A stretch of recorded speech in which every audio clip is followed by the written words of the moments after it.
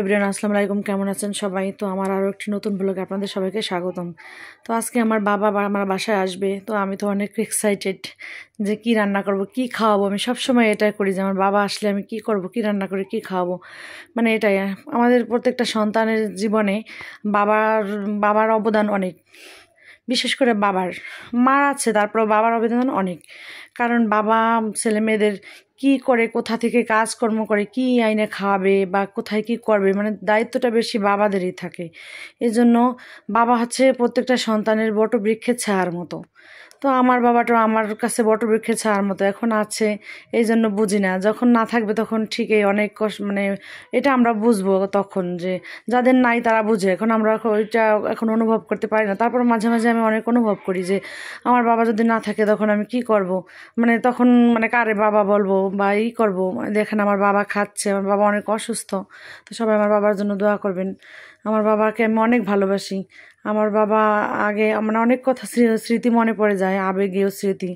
মানে খুবই আমার বাবাটা যে চা খাচ্ছে, অনেক অসুস্থ। তো এই জন্য যে বাবা প্রত্যেকটা ছেলেমেয়ের জীবনে বটবৃক্ষের ছায়ার মতো, তারা আমাদের ছায়া দিয়ে রাখে।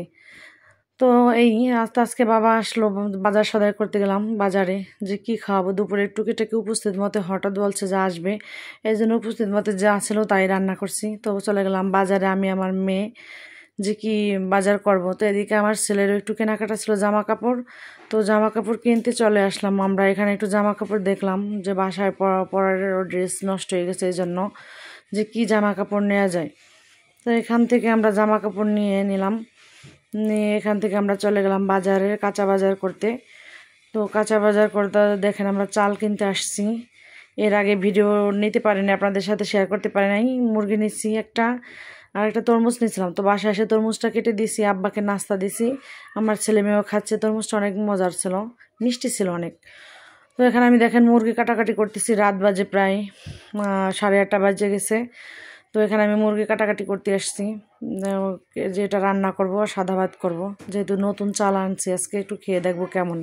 নাজির শাল বাসমতিটা আনছি, এক চাল খাইতে খাইতে ভালো লাগে না, এই জন্য একটু নতুন চাল নিয়ে আসছি, যে দেখি এটা কেমন লাগে।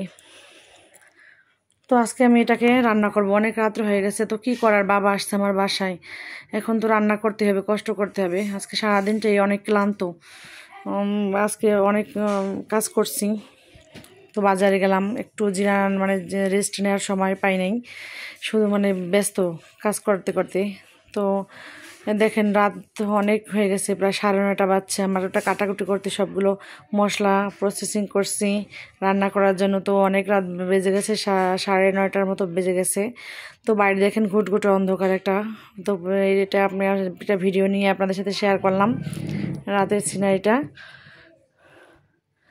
তো এদিকে আমার মাংস কাটা ধোয়া শেষ, এবার আমি প্রেশার কুকারে দিয়ে দেবো। যেহেতু আমার ছেলেমেয়েরা ক্ষুধার জন্য ইয়া করতেছে যে আমি আম্মু কখন খাবো, হয়েছে নাকি।